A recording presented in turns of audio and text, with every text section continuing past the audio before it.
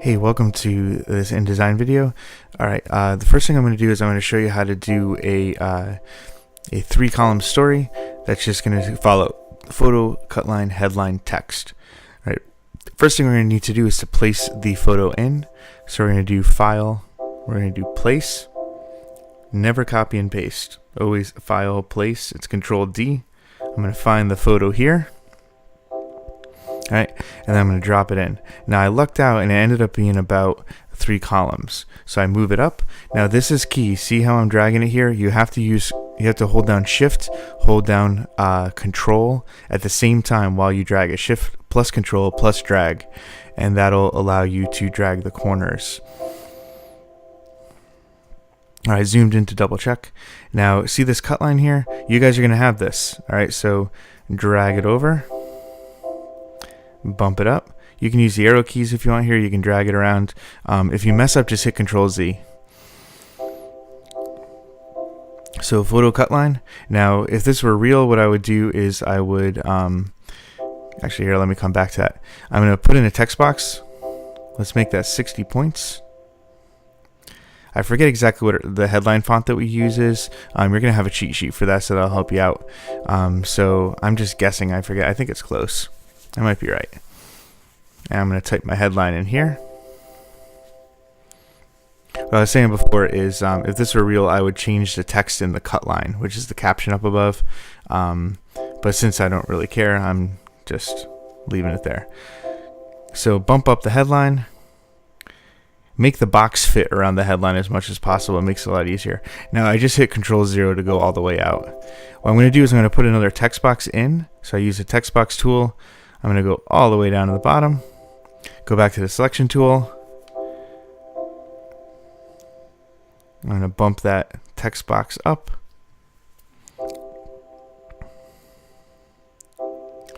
And see how I bump the top text box right around where the comma is and the Y.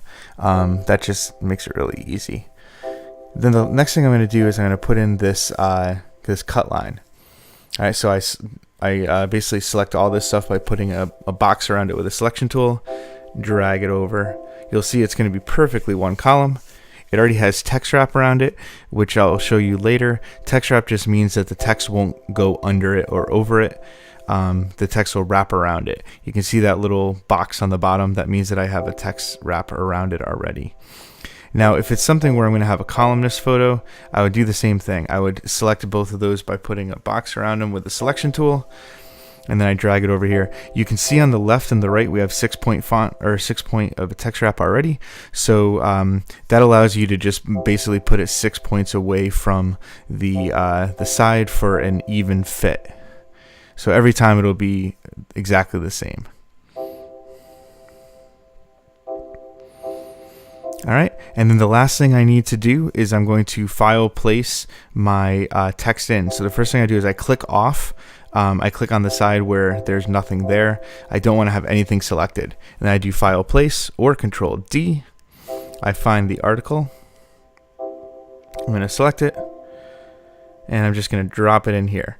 Now when I say drop, what I mean is I put the cursor over and I just click left once. Click the left mouse button once. I'm going to select all this text. And I need to do a couple things here. Alright, the first thing I'm going to need to do is I need to go to this box up here. There's a 10-point space after each return, each enter. I bump that down to 0 because I don't want it to be like that. Alright, so you can see that fixed that part. Next thing I'm going to do is I'm going to go over to this place here where there are columns. And since I'm 3 columns, I'm just going to bump it up to 3 columns so you can see how that fixed it.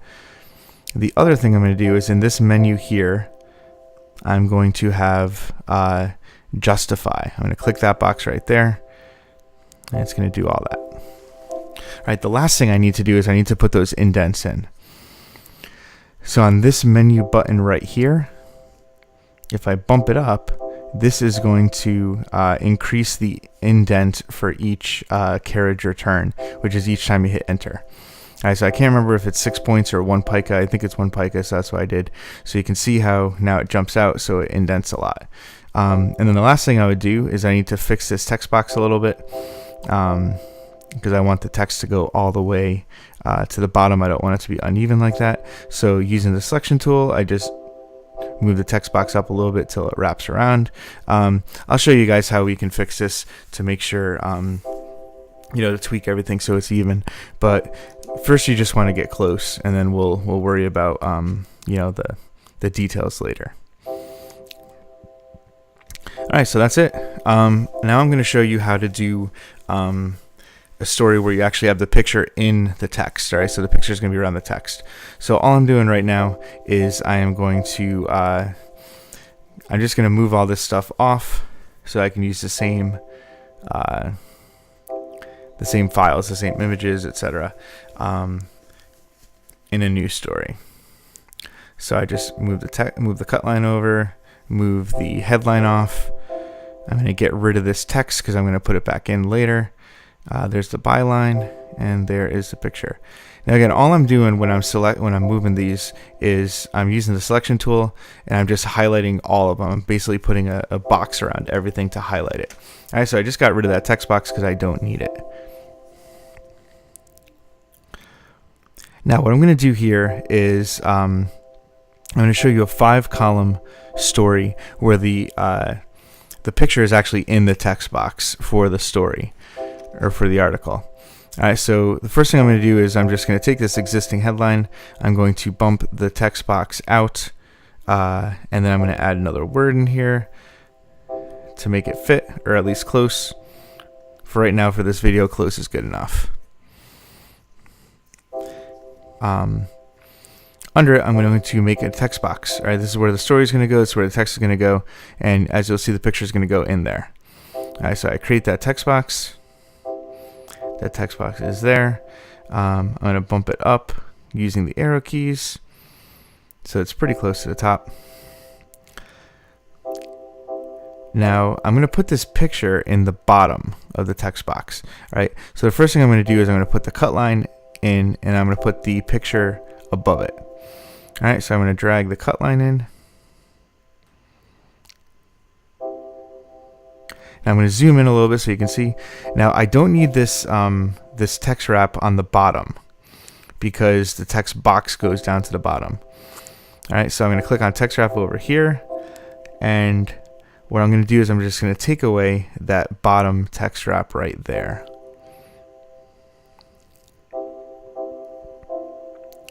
Picture is going to go on top of it. Just drag the picture. Don't drag, see that that circle in the center? Don't click on that and drag it. Don't drag it that way. For some reason, it just doesn't work very well. All right, so I clicked on text wrap. So I'm clicking wrap around bounding box. What that means is that this box around the photo that you can see, this existing box, it's not going to allow text to go under it or over it. So the text is going to be forced around it. Now, this little chain thing, if the link is together, then when I click those things, it's going to go up, down, left, right, all at the same time. But I just want top text wrap. So I'm going to make that. I'm going to click on the link, click on the chain, unlink them, and I'm going to put 6-point text wrap at the top. Now I'm going to highlight this byline, or select the byline like I did before, drag it up to the top. And the last thing I'm going to do, see, it lines up there. You can just, make sure that's perfect. Using the selection tool, I'm going to click off. I'm going to make sure that nothing is selected. So see, I click off on the side, and you'll see in a second that everything is not going to be selected. I'm going to do File, Place. I'm going to grab the same story I had before. I'm going to drop it in here. So I just click the left mouse button.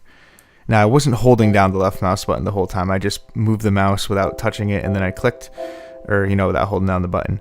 I'm going to do the same exact thing that I did before. I'm going to highlight.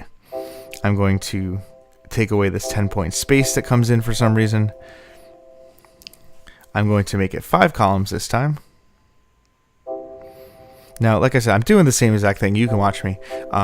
So the text wrap is really important. On that picture, you can see I don't need text wrap on the sides because I have the gutter. I don't need text wrap on the bottom because I have the cut line.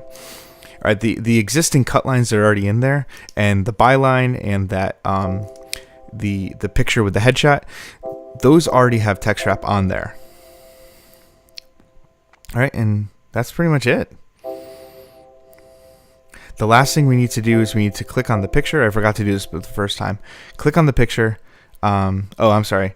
You can see it's a little bit off. Now you can see it didn't really, this text box need to be a little bit lower. So what I did here is, this is a good thing to learn. So I used the selection tool and I drew a box. It was a very narrow box, a vertical box, or rectangle. And I started below the text box and I went all the way up. I just did it again there, through the cut line, through the picture. So that selected the text box, the cut line, and the picture. I held down the shift key and I clicked on the text box, just the text box, and what that did is it deselected it, so it just kept the picture and the cut line selected.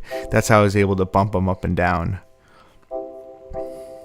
If you don't figure out how to do it, ask me, I'll show you. It's pretty simple. Once you know how to do it, it's a piece of cake. Last thing I need to do is I need to put a stroke around the picture. So I click on the picture, I click on stroke, and I make a 2-point stroke. That's just basically a box. And if you want to know what your article looked like without all those grids, you do what I just did on the left. You hold down that button, you go to preview instead of normal, and it'll look just like that. All right, so that's it. Just try these couple things and you should be good. Ask me if you have any questions. Later.